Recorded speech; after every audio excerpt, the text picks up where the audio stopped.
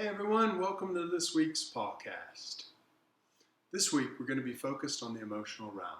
We began our journey by looking at the physical and understanding how the physical body can find ease and peace through breath. Hopefully you used the 4-7-8 breath technique for that whole week. And if you didn't, hopefully you got a couple of times to try it. Just to begin to notice how when we inhale intentionally and hold the breath and then exhale, we actually can calm the body.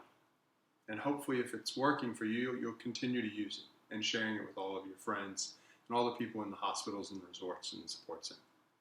The same goes with the mental aspect, which we looked at next, and the monkey mind. Noticing how our thoughts just keep churning and churning and churning and churning. And that if we focus our mind, that we can slow our thoughts down.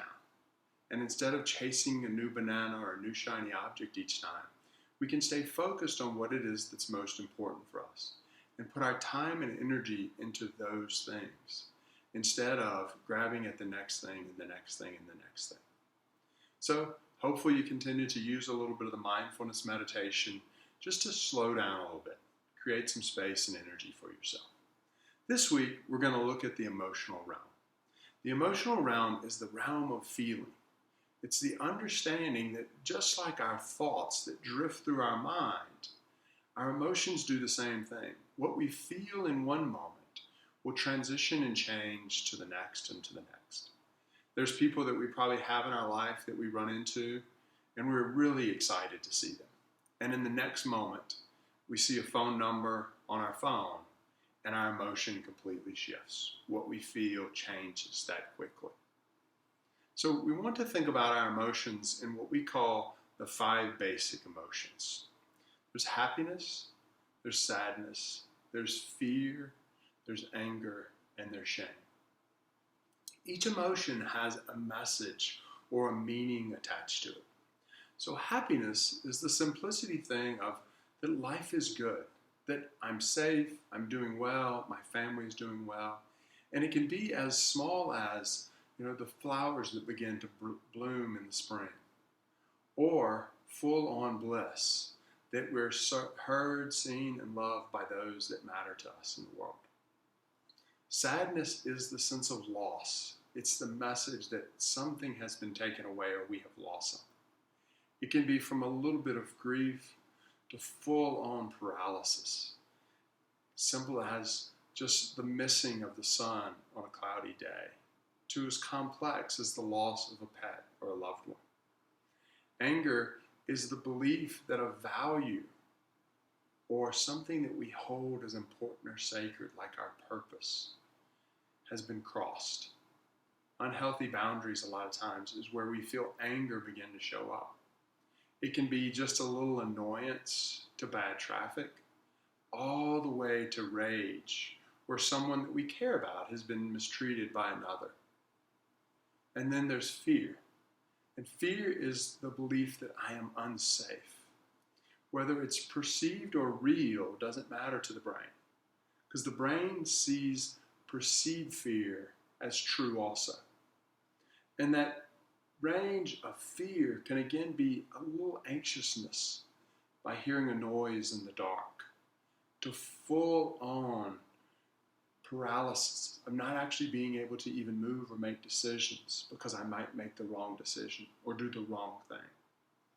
And shame is given to us as a belief structure about ourselves, that there's something about me that is wrong or broken. And it usually comes from our communities or our families or the cultures that we grow up in.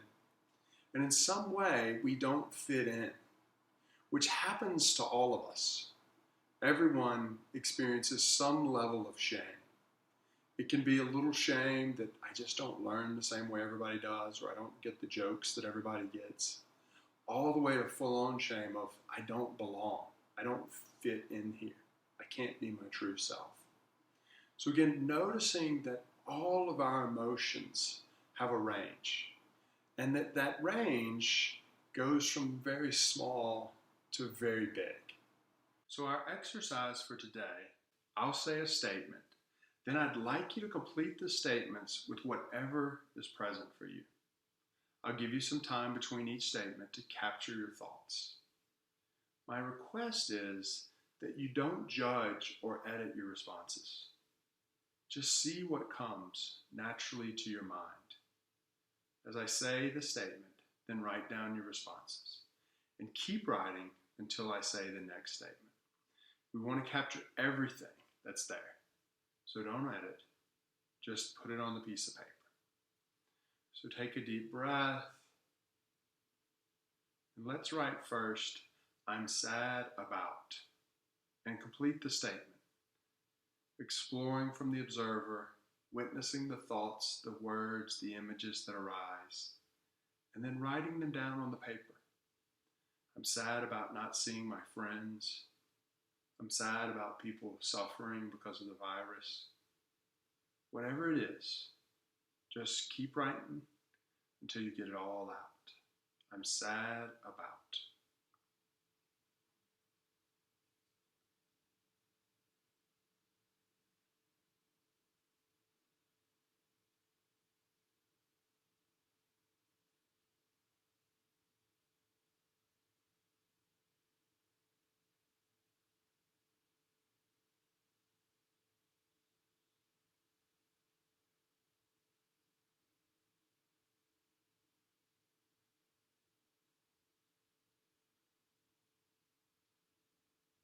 Great. Now take another deep breath and let sad go. And let's explore anger. So write, I feel angry about. Then let whatever thoughts or images or words come to your mind and write them on your paper. I feel angry about, no matter how big or how small. I feel angry about that there's no toilet paper. I feel angry about that I can't go out to eat. I feel angry about that people are dying. Whatever it is, just get it out. I feel angry about.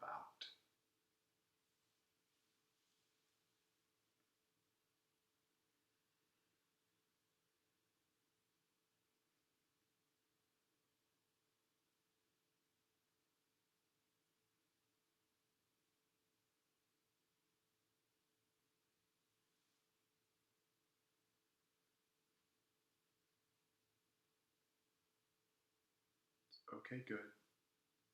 Now taking another deep breath. Now write, I feel afraid of. And from the observer, the witness, just write it all down, whatever comes. They could be real dangers or perceived dangers.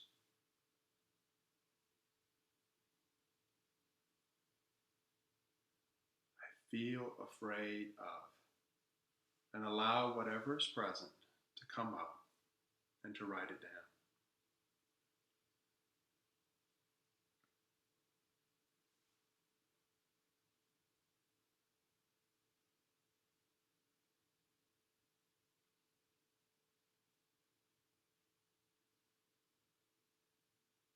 Taking another deep breath, and we'll wrap up with happiness. Writing down, I feel happy about. Again, from the observer, notice what you're happy about today or this week. I feel happy that the sun is out and it's warm. I feel happy that I can go to work and make a difference in people's lives. Just whatever it is that you feel happy about.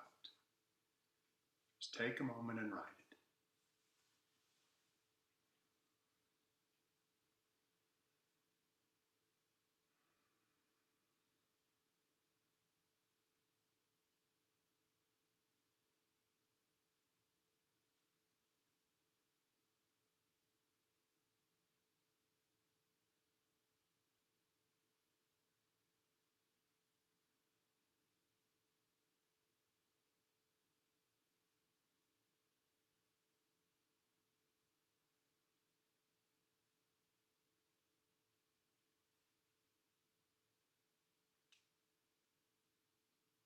Now taking another deep breath, I'd like to move on to the next session. So go back and read everything that you wrote and add anything that needs to be added to it. If there's any other thoughts about happiness or anger or sadness or fear, add those to it.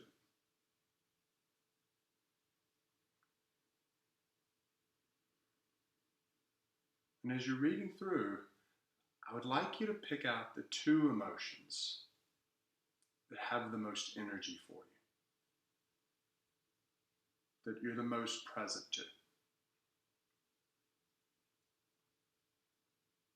And circle those two emotions. And as we talked about at the beginning of the PAWcast, that our emotions are messengers.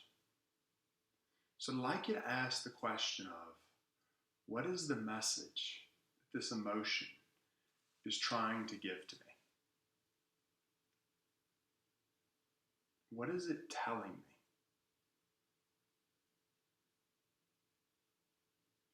You might have anger about what's going on in the world, or how quick you're moving, or not having space for yourself or family or friends, or not being able to see anyone. And the message may be that you need to take better care of yourself, or slow down, or find space to relax.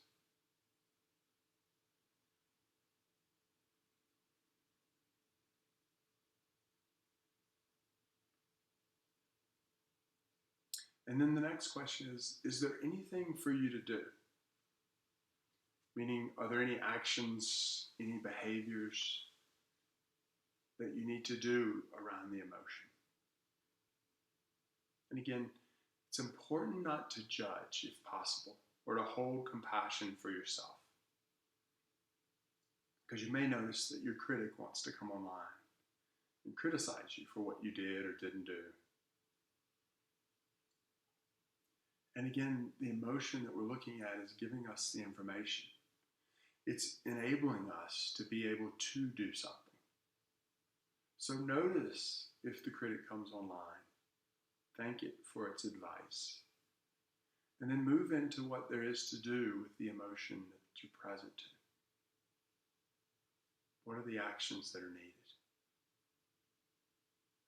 So I'd like to read this quote to you from Viktor Frankl. He says that between stimulus and response, there is a space.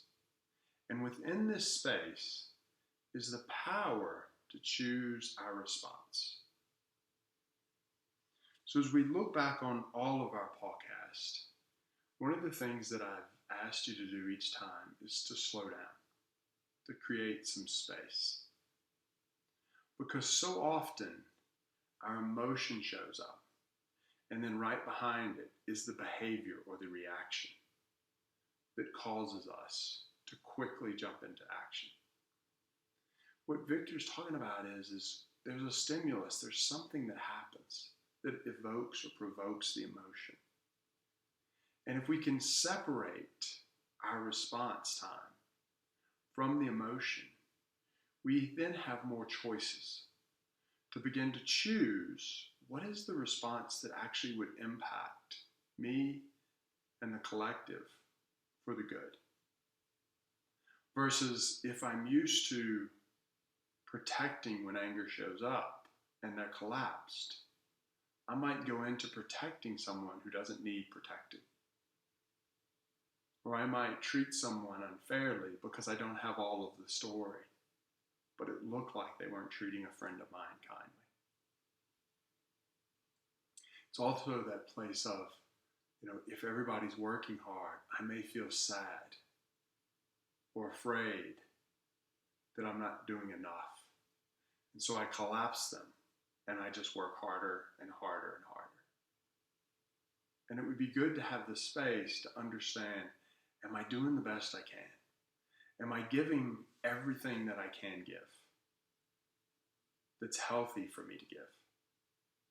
And that if I give any more or work any harder, it actually wouldn't be beneficial for me, my family, the pets, my team, And so choosing that response versus just reacting from the place of the emotion. So I'd like to leave you with a quote this week, a poem this week called The Guest House. The poet says, "This being human is a guest house. Every morning a new arrival, a joy, a depression, a meaning. Some monetary awareness comes as an unexpected visitor. Welcome and entertain them all, even if they're a crowd of sorrows, who violently sweep your house empty of its furniture. Still treat each guest honorably. He may be clearing out for some new delight. The dark thought, the shame, the malice, meet them at the door, laughing, and invite them in. Be grateful for whoever comes, because each has been sent as a guide from beyond. Our emotions are given to us to guide us, to give us messages, and for us to experience life as humans. There is no great bliss and happiness without knowing grief and sadness. There is no anger without knowing commitment, loyalty, and dedication. There is no fear, unsafe, without safety. There is no shame without greatness and blessing. And so emotions have all of those extremes on them. Again, they're not good or bad. They're messengers to give us information, to help us make the best decisions possible. Not only for our lives, but for the lives of all of our teammates, our peers, our clients, and the pets that we're entrusted with day in and day out. So thank you for spending this time with me. Be safe and share the love.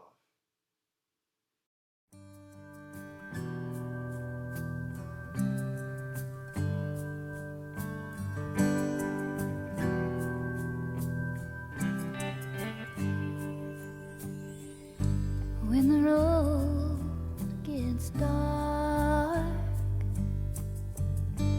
you can no longer see. Just let my love